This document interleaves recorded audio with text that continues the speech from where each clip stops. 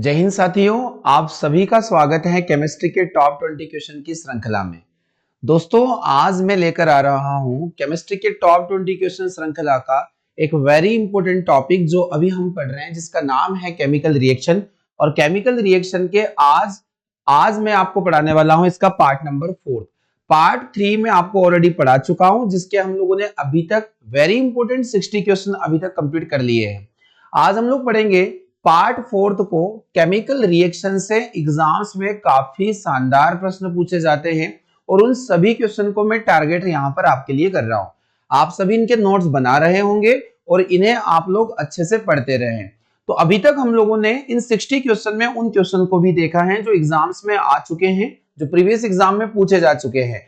और अभी हम लोग आने वाली जितनी भी गवर्नमेंट एग्जाम है जिनमें कहीं ना कहीं साइंस पूछा जाता है, आप सभी को वहां पर इस सेशन से प्रश्न देखने को जरूर मिलेंगे। तो मैंने आपको लास्ट पार्ट में लास्ट क्वेश्चन दिया था जो होमवर्क के लिए दिया गया था। सबसे पहले हम लोग उसको देख लेते हैं और शुरुआत करते हैं इस सेशन की। लास्ट सेशन में जो पार्ट 3 था, आप लोगों के लिए एक होमवर्क क्वेश्चन जो मैं यहां पर छोड़कर गया था, और इस क्वेश्चन को हम लोग पढ़ लेते हैं। आप सभी के द्वारा इसका सही जवाब मुझे दिया गया था। लोह चूर्ण पर तनु हाइड्रोक्लोरिक एसिड डालने पर इनमें से कौन सी क्रिया होती है, आपको बताना है। तो काफी अच्छा ये प्रश्न है। सबसे पहले इसको हम लोग समझ लेते हैं।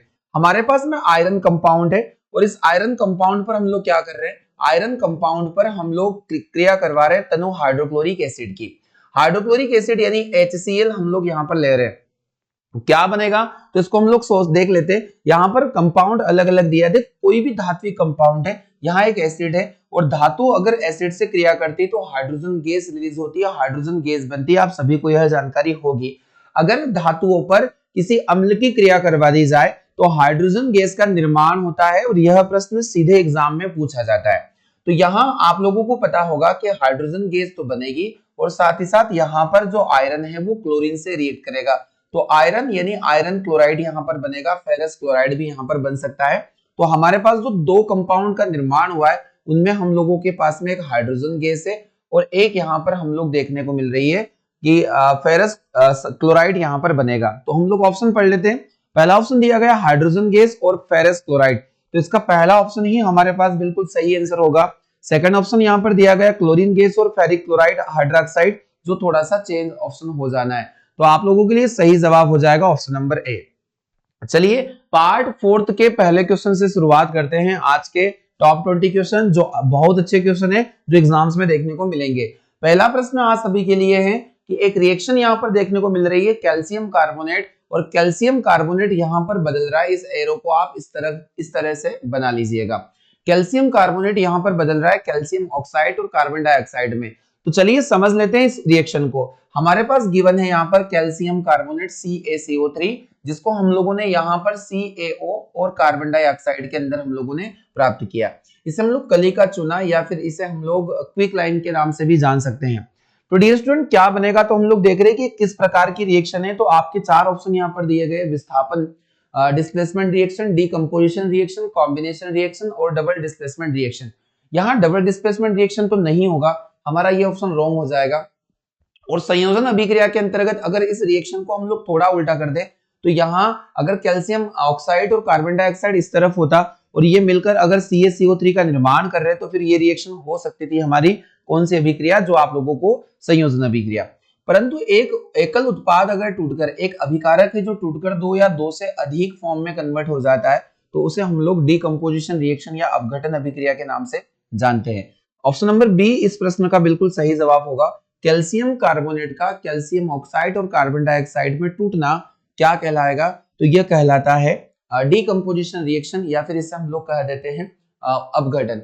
देखिए, अपघटन के भी 3 अलग अलग प्रकार होते हैं। अगर ये अपघटन उष्मा के द्वारा हो रहा है तो उसे हम लोग उष्मीय अपघटन या थर्मल डीकंपोजिशन के नाम से जानते हैं। तो नंबर 1, अगर हम लोग यहाँ प्रकाश के द्वारा हो रहा है अपघटन, तो इसे हम लोग प्रकाशीय अपघटन या फिर लाइट, इसे हम लोग ये भी बोल सकते हैं लाइट डीकंपोजिशन, कि सनलाइट की प्रेजेंस में यहाँ पर जो कोई कंपाउंड होगा वो टूट जाएगा। अगला हम लोग देख रहे हैं कि यहाँ पर एक और हो जाता है इलेक्ट्रिक, यानी कि विद्युत धारा प्रवाहित करने पर कोई पदार्थ टूट जाता है। तो इलेक्ट्रिकली अगर हम लोग देख रहे हैं कि विद्युत धारा प्रवाहित करके इसको डिकम्पोज कर रहे हैं, या डिकम्पोजिशन हो रहा है, टूट रहा है, तो उसे हम लोग विद्युत वियोजन के नाम से जान सकते हैं। तो यहाँ किस प्रकार, तो यहाँ उसमें वियोजन हो जाएगा, इसको हिट दी जाते हैं और यहाँ पर कैल्शियम ऑक्साइड और कार्बन डाइऑक्साइड का निर्माण होता है। तो कैल्शियम कार्बोनेट का टूटना एक उष्मीय वियोजन का एग्जाम्पल माना जाता है। सही जवाब हो जाएगा इसका ऑप्शन नंबर बी। चलिए अगला क्वेश्चन देख लेते हैं फटाफट जल्दी से। क्वेश्चन नंबर 2 आप सभी के सामने है, ध्यान से आप पढ़िएगा, इनमें से कौन सही नहीं है। जल्दी से सारे ऑप्शन पढ़िए और मुझे जवाब दीजिएगा।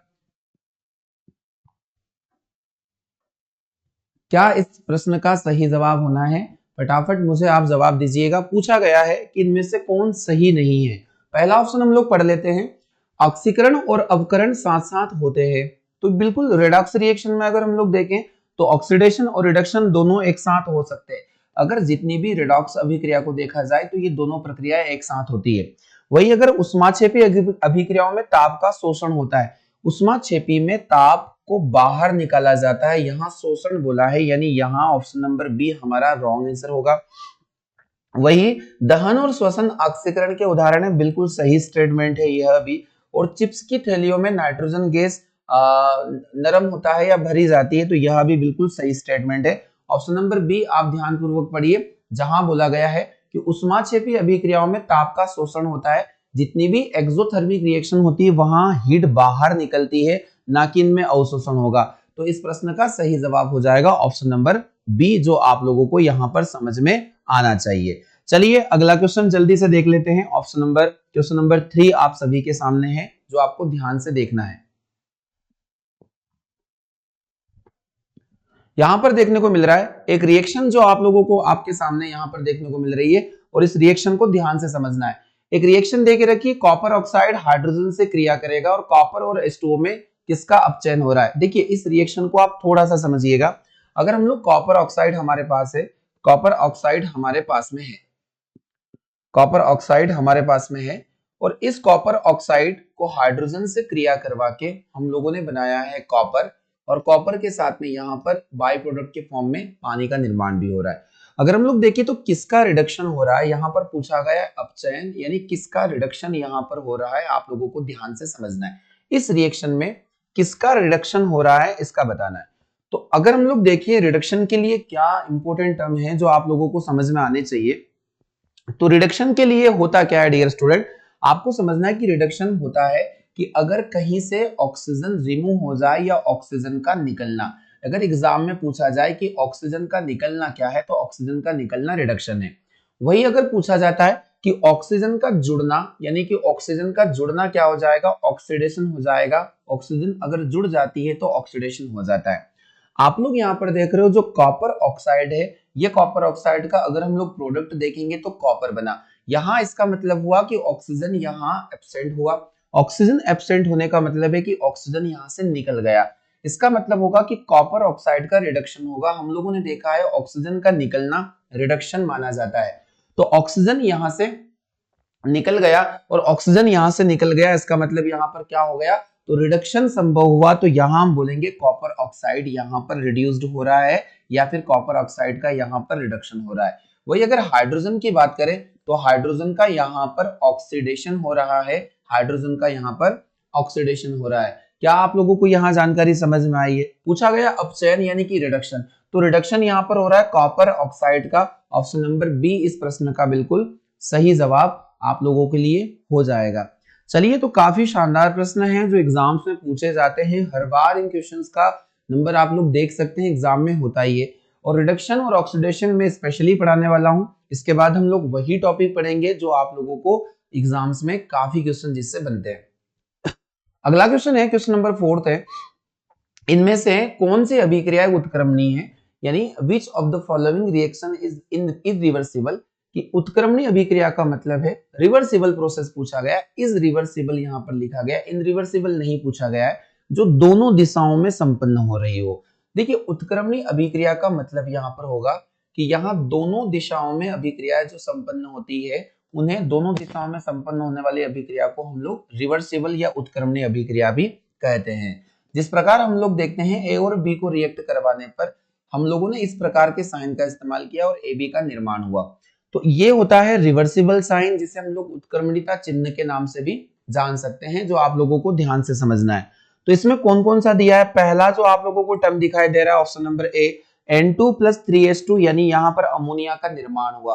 N2 प्लस 3H2, यहाँ अमोनिया का निर्माण हो रहा है और आप लोगों को समझना है कि क्या यहाँ पर ये एक रिवर्सिबल है।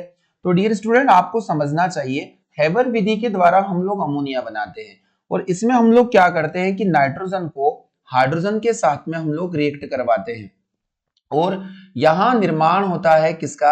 अमोनिया का, NH3 का, जो आप लोगों को समझ में आना चाहिए। पर अमोनिया नाइट्रोजन 1:3 के अनुपात में हम नाइट्रोजन और हाइड्रोजन को मिलाते हैं 1:3 के फॉर्म में, 1:3 के फॉर्म में, जब यहाँ अमोनिया का निर्माण होता है। परंतु यहाँ माना जाता है कि हेबर विधि के द्वारा जो अमोनिया निर्माण होता है वह एक प्रकार का रिवर्सिबल प्रोसेस होता है। रिवर्सिबल प्रोसेस का मतलब हो जाएगा कि यह उत्क्रमणिता चिन्ह के द्वारा इसको हम शो कर रहे हैं। इसका मतलब है कि यहाँ दोनों दिशाओं में संपन्न होने वाली अभिक्रिया मानी जाएगी। तो आपको यहाँ पर पहला ऑप्शन जो दिया गया है वो रिवर्सिबल प्रोसेस का ही है। इसके अलावा अगर हम लोग देखें कि सिल्वर नाइट्रेट से हम लोग HCl क्रिया करवाते हैं, AgNO3 की रिएक्शन करवाते हैं, डबल डिस्प्लेसमेंट रिएक्शन का निर्माण होता है, परंतु इनसे हम लोग पुनः इन अभिकारकों का निर्माण नहीं कर सकते। वही अगर CaCO3 को या कैल्शियम कार्बोनेट को हम लोग अपघटित करेंगे उष्मा की उपस्थिति में, तो कैल्शियम ऑक्साइड और कार्बन डाइऑक्साइड बनेगा, जो एक प्रकार का इरिवर्सिबल रिएक्शन माना जाता है। C+O2 यानी कार्बन को हम जलाते O2 की प्रेजेंस में, तो कार्बन डाइऑक्साइड गैस का निर्माण हो रहा है और यहाँ भी एक प्रकार की इरिवर्सिबल रिएक्शन मानी जाती है। आपको ध्यान रखना, ऑप्शन नंबर ए इस प्रश्न का बिल्कुल सही जवाब होगा। क्वेश्चन नंबर 5 देख लेते हैं हम लोग। यहाँ एक रिएक्शन देखो, आज के सेशन में, आज के टॉप 20 क्वेश्चन की श्रृंखला में हम लोगों ने वे क्वेश्चन रखे हैं जो एग्जाम में आ चुके हैं। सारे के सारे प्रीवियस ईयर के क्वेश्चन हम लोगों ने यहाँ पर रखे जो सभी एग्जाम्स के लिए इंपॉर्टेंट है। बोला गया है यहाँ पर कि 3Fe प्लस 4H2O, यहाँ एक रिएक्शन देके रखी गई है, तो यहाँ निर्माण हो रहा है Fe3O4 का और H2 यहाँ से बाहर हो गया। चलिए पहले इसको हम समझ लेते हैं। इस समीकरण में H2O क्या है? इस समीकरण में पूछा गया है कि जितनी ये जो रिएक्शन देके देखिए इस इक्वेशन के अंदर H2O क्या है। तो यहाँ हम लोग देख रहे हैं काफी शानदार प्रश्न है, अच्छे लेवल का क्वेश्चन है। चलिए इसको मैं सॉल्व करवा देता हूँ। सबसे पहले अगर हम लोग देखें, यहाँ पर दिया गया 3Fe और यहाँ हम लोग 4H2O को इससे रिएक्ट करवा रहे हैं जो नॉर्मली लिक्विड फॉर्म में होता है, और तो हमारे पास एक प्रोडक्ट बनता है जिसका नाम है 3Fe3O4। Fe3O4 यहाँ फार्मूला होता है मैग्नेटाइट का, और यहाँ 2H2O हाइड्रोजन गैस भी यहाँ से उत्पन्न होती है। तो डियर स्टूडेंट, आप लोग देख पा रहे होंगे कि यहाँ पर जो आयरन होता है, इस आयरन को अगर हम लोग प्रोडक्ट में देखें तो इस आयरन के साथ में यहाँ ऑक्सीजन ऐड होते हुए दिखाई दे रहा है। आयरन के साथ में ऑक्सीजन ऐड होते हुए आपको दिखाई दे रहा होगा। तो आप लोग यहाँ देख सकते हैं कि अगर किसी कंपाउंड में, प्रोडक्ट में ऑक्सीजन जुड़ता है, ऑक्सीजन का जुड़ना होता है, तो उसे हम लोग कहते हैं कि इसका ऑक्सीकरण हो रहा है, यानी यहाँ आयरन जो होगा वो ऑक्सीडाइज हो रहा है, आयरन का यहाँ पर ऑक्सीडेशन हो रहा है। क्या आप लोगों को समझ में आया?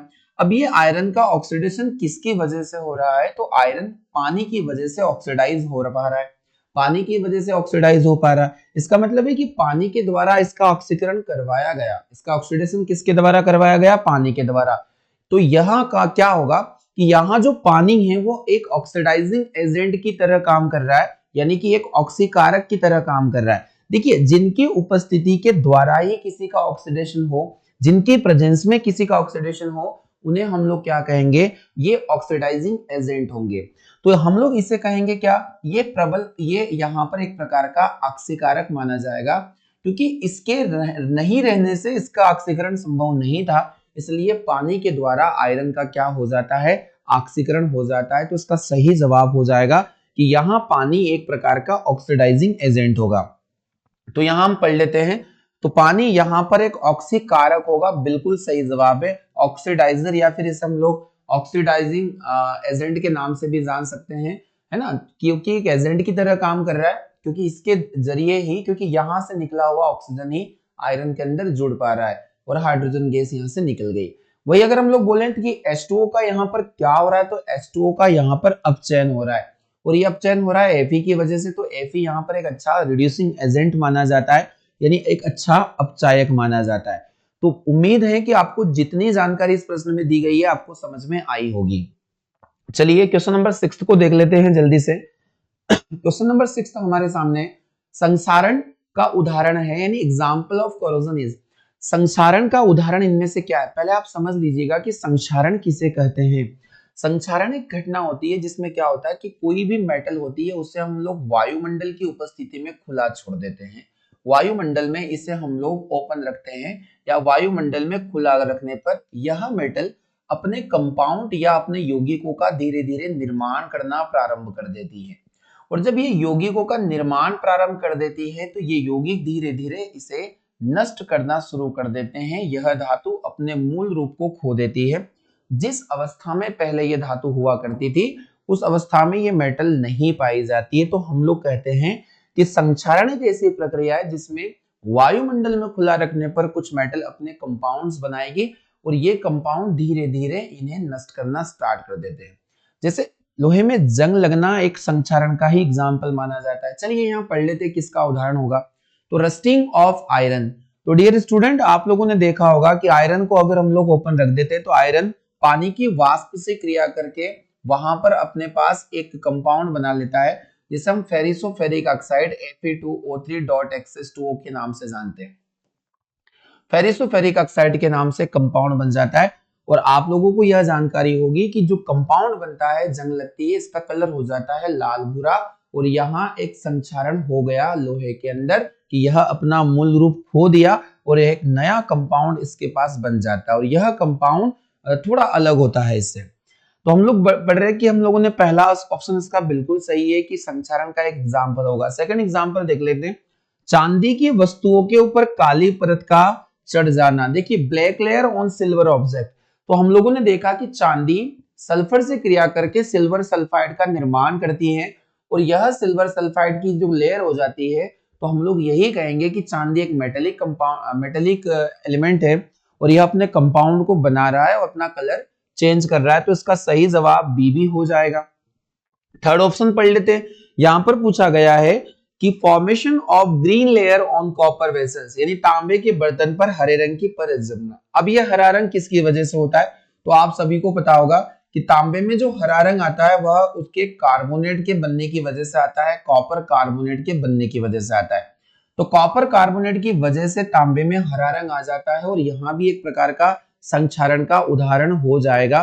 काफी शानदार प्रश्न है, एग्जाम्स में वेरी वेरी इंपॉर्टेंट क्वेश्चन ये माना जाता है, पूछा जाने वाला क्वेश्चन है। संक्षारण के तीनों एग्जाम्पल आप लोगों को समझ में आ गए।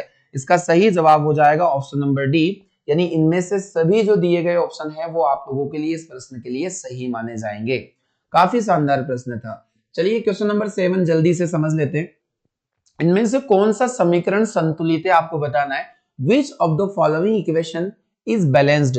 आपको एक ऐसी इक्वेशन देखना है जो बैलेंस्ड है, उस बैलेंस इक्वेशन को मुझे बताना है कि यहाँ कौन बैलेंस है। देखिए आपको करना क्या होता है इक्वेशन बैलेंस के लिए कि जितने नंबर ऑफ मॉलिक्यूल आप यहाँ रिएक्टेंट के अंदर ले रहे हो उतने ही आप लोगों को काउंट करना है। कहां पर?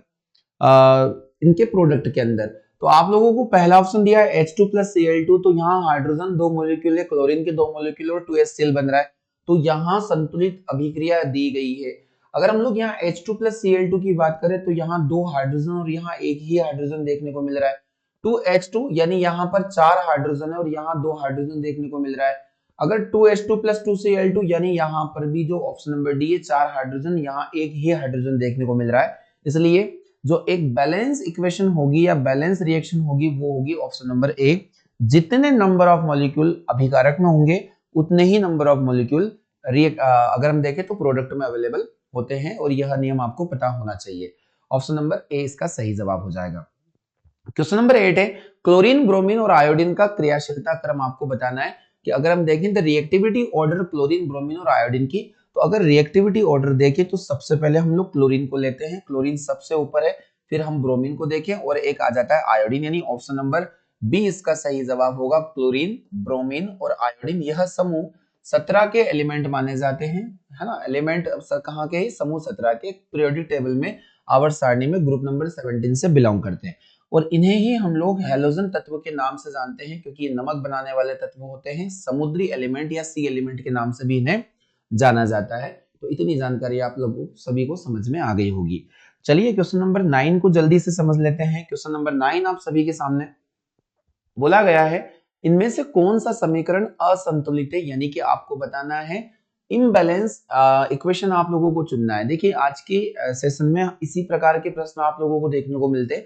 इक्वेशन बैलेंस करना है और कौन सी बैलेंस है कौन सी बैलेंस नहीं है। पहला ऑप्शन आप देख पा रहे हो कि फेरिक क्लोराइड यहाँ पर दिया गया है कि FeCl2 और Cl2, यहाँ पर क्लोरीन क्लोरीन 4 मॉलिक्यूल है, यहाँ 3 मॉलिक्यूल है, ये इम्बैलेंस है, यानी असंतुलित समीकरण यहाँ पर भी दी गई है। पहली असंतुलित समीकरण दी गई है। अगला अगर हम लोग देखें 2Fe3Cl2 यानी 6Cl2, 6Cl है तो 6Cl यहाँ पर अवेलेबल है और 2Fe ये बैलेंस है। अगर 2PbNO3 दिया गया है तो आप लोग इसके टोटल मॉलिक्यूल देखोगे 2PbO और यहाँ नाइट्रोजन जो है ओवरऑल हो जाएगा 2, क्लियर है।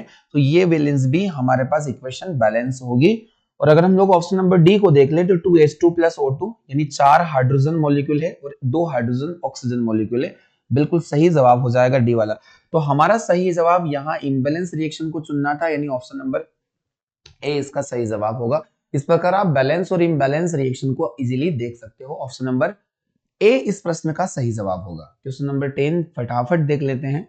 द्रव्यमान के संरक्षण में सिद्धांत के अनुसार, देखिए according to the principle of conservation of mass, आपको मैंने बताया था कि जब कोई रिएक्शन कंप्लीट होती है तो वहां किस सिद्धांत पर कंप्लीट होती है, तो इसका सही जवाब होता है द्रव्यमान संरक्षण का नियम। द्रव्यमान संरक्षण नियम ये बोलता है कि अभिकारकों का द्रव्यमान, और जब अभिकारकों से उत्पाद बनता है तो द्रव्यमान में किसी प्रकार की कोई हानि नहीं होती है, कोई लॉस नहीं होता, यानी इनका जो मास होगा वो लॉस नहीं होगा। तो यहाँ पूछा गया है कि कौन सा अनुसार, इसके अनुसार क्या सही होगा, तो हम लोग देख लेते हैं। क्या द्रव्यमान का नाश नहीं होता, तो बिल्कुल सही स्टेटमेंट है।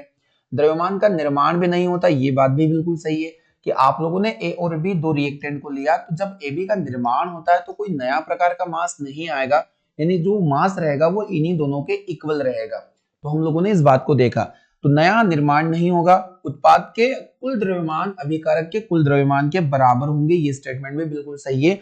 यानी द्रव्यमान संरक्षण मास कंजर्वेशन थ्योरी बोलता है, ये जितनी भी बातें यहाँ पर बताई गई है मास कंजर्वेशन थ्योरी जो रिएक्शन को कंप्लीट करवाने के लिए जरूरी है, उसमें आपको ये तीनों बातों का ध्यान यहाँ पर रखना पड़ेगा। क्वेश्चन नंबर 10 के लिए बिल्कुल सही जवाब हो जाएगा ऑप्शन नंबर डी। अगला क्वेश्चन देख लेते हैं।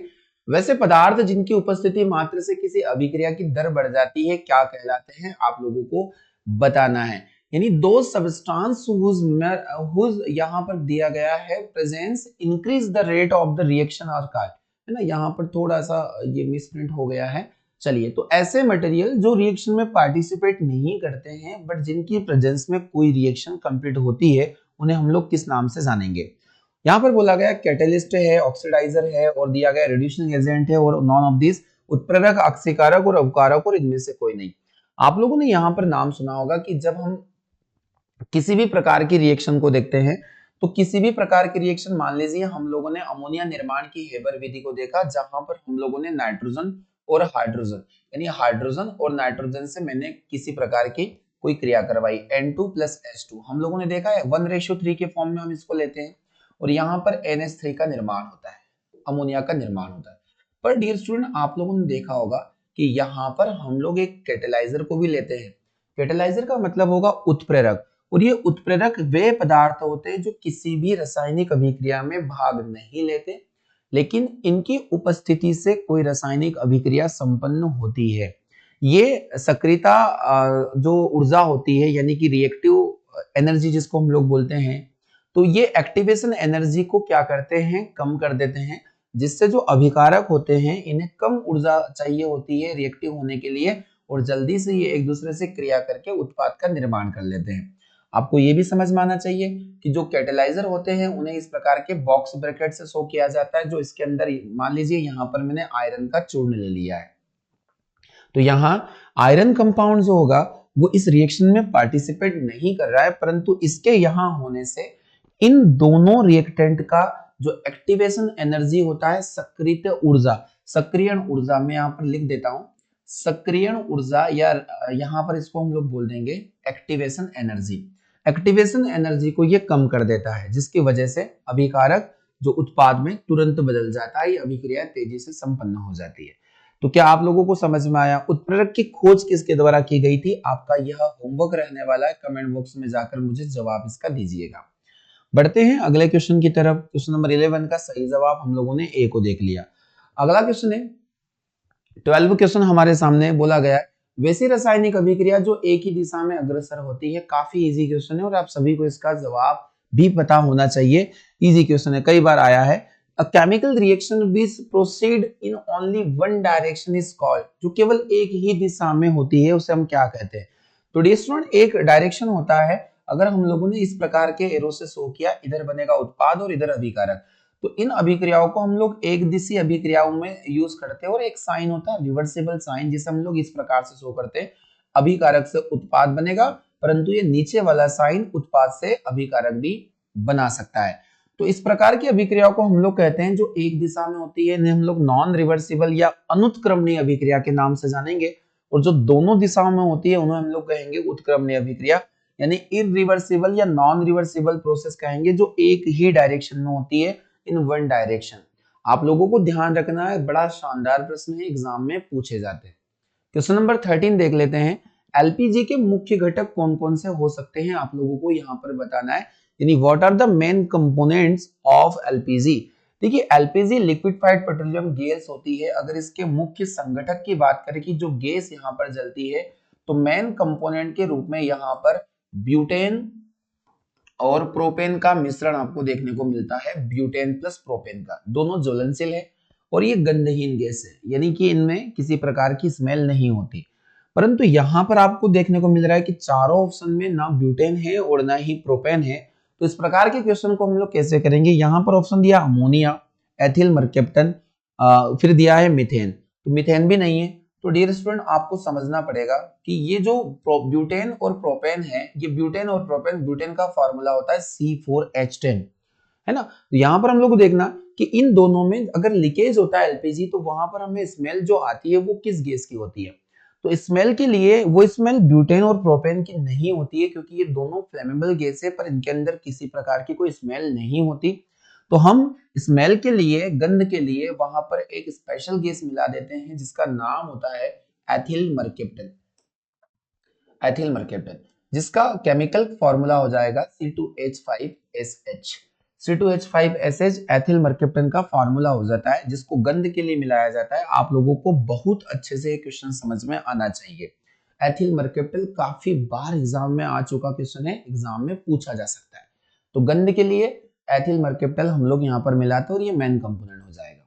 चलिए अगला क्वेश्चन है, बड़ा शानदार प्रश्न दिखाई दे रहा है। चूने से दीवारों पर सफेदी करने पर बना हुआ बूझा चूना वायुमंडलीय कार्बन डाइऑक्साइड से अभिक्रिया करके एक ठोस चमकदार पदार्थ बनाता है। जो दीवार को चमकदार बनाता है वह क्या है? एग्जाम्स में पूछा जाएगा। जब हम व्हाइट वॉशिंग करते हैं वॉल को, और उसके बाद lime react with atmospheric CO2 and to form a solid shiny substance which makes the wall shiny, that is, क्या है वह पदार्थ? आप लोगों ने देखा होगा कि हम लोग दीवारों की जब पुताई करते हैं तो उस वक्त जो चूना लेकर आते हैं, राइट, तो इस चूने को हम लोगों ने इस प्रकार यहाँ पर बना लिया। सबसे पहले ये H2O के अंदर डाला और कैल्शियम हाइड्रोक्साइड का निर्माण यहाँ पर हो जाता है, ठीक है।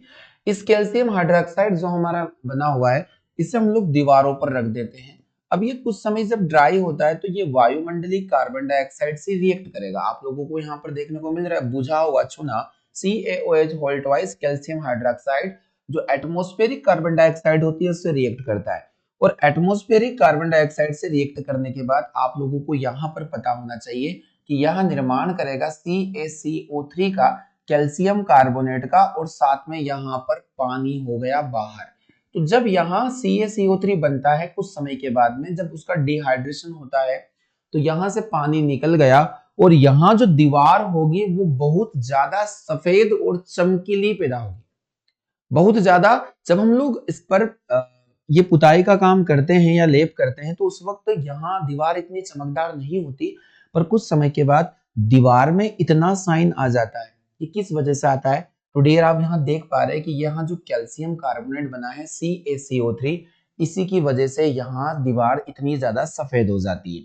तो हमारे पास जो कंपाउंड मैंने विद रिएक्शन आपको इस क्वेश्चन को समझाया है, कैल्शियम कार्बोनेट का बनना, कैल्शियम बाइकार्बोनेट नहीं बनेगा, और तीसरा ऑप्शन दिया है कैल्शियम ऑक्साइड, और इनमें से कोई नहीं। सही जवाब इस प्रश्न का हो जाएगा calcium carbonate, option number A सही होगा। काफी शानदार प्रश्न था। चलिए अगला क्वेश्चन देख लेते हैं। कॉपर सल्फेट CuSO4 के विलयन में लोहे की कील डालने पर कॉपर विस्थापित हो जाता है, लोहे की कील पर जमा हो जाता है, और इस अभिक्रिया को क्या कहते हैं? देखिए काफी शानदार प्रश्न है, इसको भी हम लोग रिएक्शन से समझेंगे। अगर मेरे पास एक सॉल्यूशन है कॉपर सल्फेट का CuSO4 का सॉल्यूशन मेरे पास दिया गया है, और इस कॉपर सल्फेट अगर हम लोग बात करें इसके अंदर लोहे की कील डाल दी हमने, यानी यहाँ पर आयरन कंपाउंड को भी डाल दिया। आपको पता है कि यहाँ जो आयरन होता है वो कॉपर के कंपेयर में मोर रिएक्टिव माना जाता है। कॉपर हाइड्रोजन के नीचे रिएक्टिविटी सीरीज में आता है। तो यहाँ जो आयरन होगा ये आयरन की कील क्या करेगी कि इस वाले कंपाउंड से कॉपर को रिप्लेस करेगी, और यहाँ निर्माण हो जाएगा FeSO4 का। और ये जो कॉपर होगा ये लोहे की कील के ऊपर जमा हो जाता है सिंगल फॉर्म में। तो आपने यहाँ पर देखा कि आयरन ने कॉपर को रिप्लेस किया, इसलिए यहाँ पर जो अभिक्रिया संपन्न हुई इसका नाम हो जाता है विस्थापन अभिक्रिया। क्या आप लोगों को ये क्वेश्चन समझ में आया है? जल्दी से मुझे कमेंट बॉक्स में जाकर बताइए सेशन कैसा लग रहा है, कैसे क्वेश्चन है। एग्जाम्स में काफी महत्वपूर्ण क्वेश्चन ये माने जाएंगे आपके। तो यहाँ जो आप लोगों ने देखा है कि आयरन ने कॉपर को रिप्लेस किया है, कॉपर कील पर जमा हो गया, और ये एक प्रकार की रिप्लेसमेंट रिएक्शन यानी कि डिस्प्लेसमेंट रिएक्शन बन जाती है। विस्थापन अभिक्रिया इसका बिल्कुल सही जवाब हो जाएगा। तो काफी शानदार प्रश्न था और उम्मीद है आपको समझ में भी ये आया होगा। चलिए अगला क्वेश्चन देख लेते हैं। कई बार एग्जाम में सीधा कॉपी हुआ है ये क्वेश्चन, तो आप लोग सभी इसको बहुत अच्छे से अपने नोट्स में लिख लीजिएगा। क्वेश्चन नंबर 16 है कि सूर्य में ऊर्जा का स्रोत इनमें से क्या है? The source of energy in the sun is due to, कि सूर्य के अंदर ऊर्जा उत्पत्ति का प्रमुख कारण भी पूछा जा सकता है आप लोगों से, यहां पर बोला गया है। तो हम लोग देख रहे हैं कि यूरेनियम का क्रिप्टॉन के रूप में रूपांतरण, जो यूरेनियम मेटल होती है क्या ये क्रिप्टॉन यानी कि जो क्रिप्टॉन होता है उसके रूप में इसका रूपांतरण हो जाएगा, या फिर कार्बन का कार्बन डाइऑक्साइड में रूपांतरण, हाइड्रोजन का हीलियम में। देखिए मैं आप लोगों को यहाँ पर एक प्रोसेस बता देता हूं। अगर हम लोग ऊर्जा उत्पत्ति की बात करें, सनलाइट में ऊर्जा उत्पन्न होने की बात करते हैं, या कोई भी सन या कोई भी तारा हुआ, कोई स्टार हुआ, तो इसमें एक प्रक्रिया आप लोगों को हमेशा याद रखना है, न्यूक्लियर फ्यूजन, नाभिकीय संलयन की प्रक्रिया। फ्यूजन, नाभिकीय संलयन की प्रक्रिया है ना। दो नाभिक मिलकर, दो हल्के नाभिक मिलकर एक भारी नाभिक का निर्माण करते हैं, और इस प्रक्रिया को हम नाभिकीय संलयन के नाम से जानेंगे। अगर एक भारी नाभिक दो हल्के नाभिक में टूट जाता है तो उसे हम लोग नाभिकीय विखंडन कहेंगे। परंतु यहाँ पर जो नाभिक होता है वो दो हाइड्रोजन के नाभिक होते हैं, और यहाँ मिलकर ये निर्माण करते हैं किसका? हीलियम नाभिक का। तो आप लोग यहाँ पर देख रहे हो हाइड्रोजन का हीलियम में रूपांतरण, जो ऑप्शन नंबर सी बिल्कुल सही जवाब होना है इस प्रश्न के लिए। काफी शानदार प्रश्न है। केमिकल रिएक्शन में इस प्रकार के क्वेश्चन भी देखने को मिलते हैं। तो सूर्य में ऊर्जा उत्पत्ति का प्रमुख कारण क्या माना जाएगा? Conversion of hydrogen into helium, बिल्कुल सही जवाब है। और प्रमुख कारण आप लोगों को मैंने बता दिया है, नाभिकीय संलयन इसका सही जवाब होगा। चलिए क्वेश्चन नंबर 17 है, लगा दीजिएगा 5 स्टार। हमेशा पूछे जाने वाला क्वेश्चन है, एग्जाम में आता है। पीओपी का रासायनिक सूत्र आप लोगों को बताना है। पीओपी प्लास्टर ऑफ पेरिस, तो इसका रासायनिक सूत्र क्या होगा? तो दिया गया कैल्शियम सल्फेट। देखिए सारे ऑप्शन एक जैसे दिखाई देखने को मिल रहे हैं। कैल्शियम सल्फेट दिया है, यहाँ पर CaSO4.2H2 है, CaSO4.12H2 और CaSO4.H2 है। तो आप लोगों को प्लास्टर ऑफ पेरिस पता होगा कि कैल्शियम सल्फेट हेमीहाइड्रेट इसको हम लोग कहते हैं। यह जिप्सम को जो जिप्सम होता है जिसका फॉर्मूला होता है CaSO4.2H2O को 100 डिग्री सेल्सियस पर जब हम लोग गर्म करते हैं तो इसका डिहाइड्रेशन होता है, CaSO4.12H2O यहाँ पर निर्माण होगा, और बाई प्रोडक्ट के रूप में 1:1/2 H2O का यहाँ पर निर्माण होता है। तो हम लोगों ने क्या किया, यहाँ पर दो जल के अणुओं में से आधा जल का अणु हम लोग कैल्शियम सल्फेट के साथ में जोड़ देते हैं, और इसका जो नाम हो जाता है IUPAC नेम, वो हम लोग देखेंगे केमिकल नेम हो जाएगा इसका कैल्शियम सल्फेट हेमीहाइड्रेट। आपको बताना है हेमीहाइड्रेट, कैल्शियम सल्फेट हेमीहाइड्रेट इसका पीओपी का रासायनिक नाम होगा। काफी बार एग्जाम में ये आया हुआ है। सही जवाब होगा इसका ऑप्शन नंबर 3 हो जाएगा। चलिए अगला क्वेश्चन जल्दी से देख लेते हैं। बेरियम नाइट्रेट का उपयोग सिग्नल फ्लेयर्ड या संकेत संफुर और चमकीले आतिशबाजी में किया जाता है रंग में जलने वाली। देखिए पटाखों में अगर हम लोग देखें तो अलग अलग मेटेलिक कंपाउंड होते हैं, उनका उपयोग हम लोग वहां पर करते हैं। तो आप लोगों ने पढ़ा होगा कि जो बैरियम मेटल होती है बैरियम, और इस बैरियम का प्रयोग हम पटाखों में हरा रंग देने के लिए प्रयोग करते हैं। हरा रंग का प्रमुख कारण क्या हो जाता है? बैरियम, बैरियम मेटल के कारण। एग्जाम में आपसे पूछा जाए कभी कि लाल रंग का प्रमुख कारण क्या हो जाएगा, तो इसका सही जवाब हो जाएगा स्ट्रोंशियम। अगर हम लोग बात करते हैं पटाखों में पीला रंग किसकी वजह से आता है, तो पटाखों में पीला रंग सोडियम मेटल के कारण आता है। अगर सफेद चमकीला रंग आपसे पूछा जाए तो मैग्नीशियम रिबन, आप लोगों ने पढ़ा है मैग्नीशियम रिबन। अगर नीला रंग पटाखों में पूछा जाता है तो इसकी प्रमुख कारण हो जाता है कॉपर यानी कि तांबा। तो इतने सारे और भी कई प्रकार की मेटल है जिनसे अलग अलग प्रकार के मेटेलिक कंपाउंड बनते हैं, और वो जितने भी क्रैकर होते हैं उनमें अलग अलग कलर देंगे। तो सिग्नल फ्लेयर्ड या संकेत संफुर होते हैं, उनमें चमकीले आतिशबाजी में किसका प्रयोग किया जाएगा? तो अगर हम लोगों को हरा रंग देना है तो हम बेरियम नाइट्रेट का प्रयोग वहां पर करते हैं। सही जवाब हो जाएगा इसका option number D. Question number 19 है कोयले का जलना एक उदाहरण है। Burning of coal is an example of. देखिए कोयला क्या होता है, तो कोयला हम लोग देखेंगे कि कार्बन का एक अपरूप होता है। अगर ऑक्सीजन की प्रेजेंस में इसको हम लोग जला रहे हैं तो यहाँ पर निर्माण हो जाता है कार्बन डाइऑक्साइड का, CO2 का। और आप लोग यहाँ पर देख पा रहे हो जो CO2 है वो क्या होगा, तो यहाँ जो CO2 है C के साथ O2 मिल गया, एक कॉम्बिनेशन रिएक्शन बनी, क्योंकि दो या दो से अधिक अभिकारक मिलकर एक एकल उत्पाद का निर्माण कर रहे हैं। तो ये जो अभिक्रिया आपको देखने को मिल रहे हैं, इस अभिक्रिया में हम लोग बोलेंगे कि यहाँ कॉम्बिनेशन हो रहा है, संयोजन अभिक्रिया। इसका सही जवाब हो जाएगा ऑप्शन नंबर थर्ड, बिल्कुल करेक्ट होगा, यानी कॉम्बिनेशन रिएक्शन। चलिए आज के अंतिम प्रश्न जो आप सभी के होमवर्क के लिए मैं देने वाला हूं, तो यहाँ पर आप होमवर्क के लिए आपको एक क्वेश्चन देखने को मिल रहा है। पूछा गया है कि संक्षारण किस प्रकार की अभिक्रिया होती है। आज के सेशन में हम लोगों ने क्वेश्चन में संक्षारण को बहुत अच्छे से पढ़ा है, पर आपको यहाँ पर बताना है कि संक्षारण किस प्रकार की अभिक्रिया है। क्या विस्थापन अभिक्रिया है, ऑक्सीकरण अभिक्रिया है, द्विविस्थापन अभिक्रिया है, उनमें से कोई नहीं, डिस्प्लेसमेंट, ऑक्सीडेशन, डबल डिस्प्लेसमेंट, या फिर नॉन ऑफ दिस। तो आपको बताना है इसका जवाब, और डिटेल नोट के साथ में आपको कमेंट बॉक्स में जाकर जवाब देना है। अगर आपने अभी तक चैनल को लाइक नहीं किया है तो सबसे पहले चैनल को लाइक करें, अधिक से अधिक दोस्तों के साथ शेयर करें, ताकि ये कंटेंट सभी को अवेलेबल हो सके। तो मित्रों हम मिलते हैं अगले सेशन में। आज हमने पार्ट 4 पढ़ा है जो केमिकल रिएक्शन से काफी महत्वपूर्ण क्वेश्चन से था। हम कल पढ़ेंगे पार्ट 5 जो जहां पर हम लोगों ने टॉप 100 क्वेश्चन इसके हम लोग कंप्लीट कर लेंगे। तब तक आप अपना ख्याल रखिए और अच्छे से पढ़ाई करते रहिए। आप सभी का बहुत बहुत धन्यवाद।